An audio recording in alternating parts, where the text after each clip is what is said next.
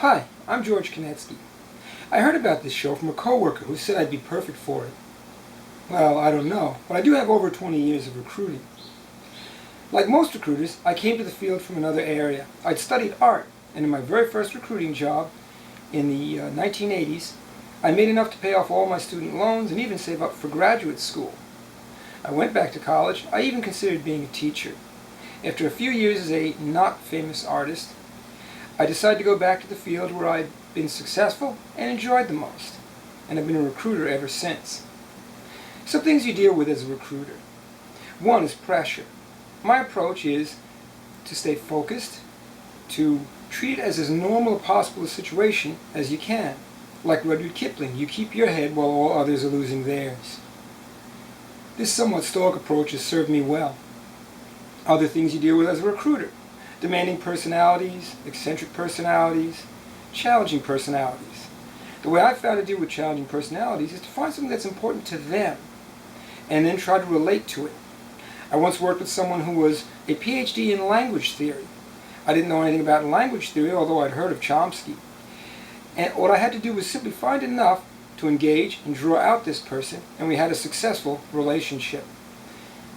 I worked with someone who was an expert in science fiction. He was a real buff. His favorite author was Lem. At the time I didn't know who Lem was.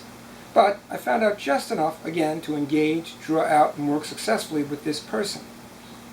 This is the fun part of recruiting, because people who are particularly eccentric people often have a different set of needs, the Maslow's hierarchy of needs, things that may be very important to them, but not necessarily in the outside world or even to their career, that keep them going and refresh their perspective.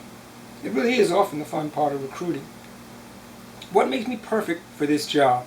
Well, what doesn't make me perfect, perhaps, is I'm certainly not the youngest applicant you've had. I'm probably not the best looking. I don't know. But I do have extensive experience. I enjoy the work. It's fun.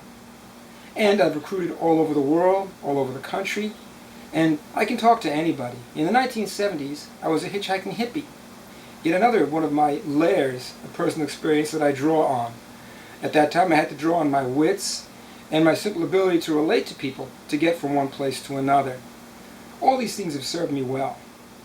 I really hope to have a chance to meet with you. I want to thank you for watching this tape and look forward to the possibility of being a part of this show. It sounds like a lot of fun.